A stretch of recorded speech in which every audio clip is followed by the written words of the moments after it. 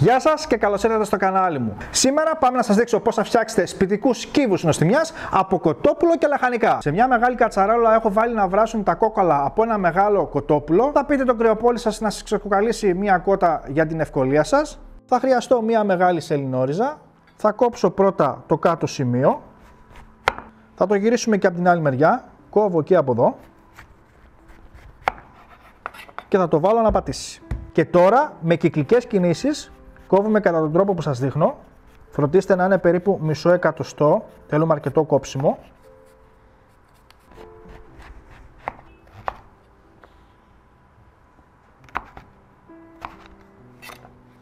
Σε μια βαριά κατσαρόλα θα ρίξω τη σελινόριζα. Συνεχίζω με τα κρεμμύδια μου, 2 μέτρια κρεμμύδια. Τα χοντροκόβω.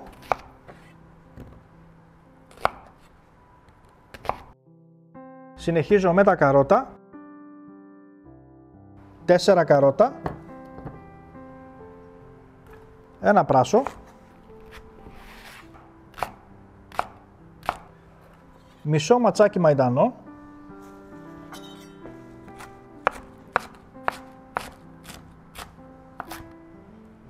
σέλινο,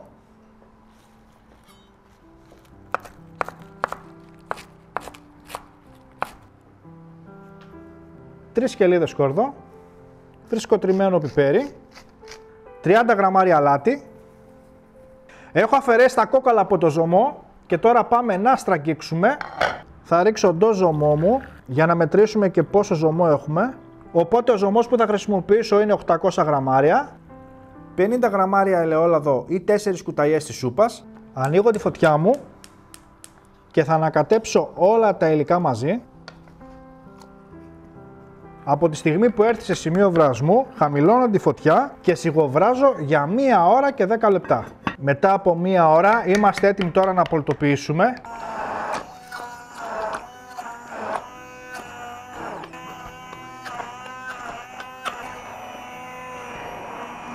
Σε ένα ταψάκι 25x35 θα στρώσουμε 1 λαδόκολλα για να μπορέσουμε να το ξεφορμάρουμε εύκολα. Και τώρα θα ρίξουμε το μείγμα μέσα στο ταψάκι. Με μια σπάτουλα στρώνω ομοιόμορφα στο ταψί. Θα το χτυπήσω λίγο πάνω στον πάγκο. Εάν έχετε και μια μικρή σπατουλίτσα μπορείτε να στρώσετε πιο εύκολα την επάνω επιφάνεια. Θα το αφήσουμε να κρυώσει καλά και έπειτα θα το βάλουμε στην κατάψυξη. Εάν δεν έχετε μεγάλη κατάψυξη, σας συνιστώ να τα βάλετε σε παγοκίστες για πιο εύκολα και για να κερδίσετε χώρο. Ιδανικά αφήνουμε τους κύβους στην κατάψυξη για 12 ώρες ή όλο το βράδυ. Με ένα μεγάλο μαχαίρι θα κόψουμε σε μικρούς κύβους για να μπορέσουμε να τους τυλίξουμε εύκολα και να αποθηκεύσουμε στην κατάψυξη. Έχω κόψει αλουμινόχαρτο που είναι ειδικό για τρόφιμα και έχει λαδόκολλα από τη μέσα πλευρά. Και θα τυλίξω ομοιόμορφα τους κύβους. Εσείς, αν δεν θέλετε να τα τυλίξετε με αλουμινόχαρτο, μπορείτε να τα βάλετε σε παγοκίστες ή να τα τυλίξετε σε λαδόκολλες ή απλά να τα βάλετε σε σακούλες τροφίμων. Εδώ θα ρίξω λίγο βραστό νερό, να δούμε πόσο εύκολα διαλύεται ο κύβος. Για πάμε να ανοίξουμε ένα κύβο.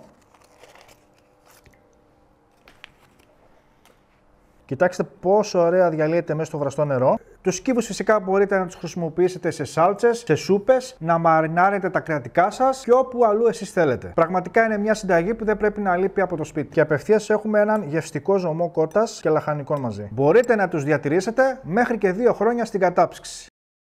Αυτό ήταν το βίντεο φίλοι μου για σήμερα. Ευχαριστώ για την υποστήριξη που δείχνετε στο κανάλι μου.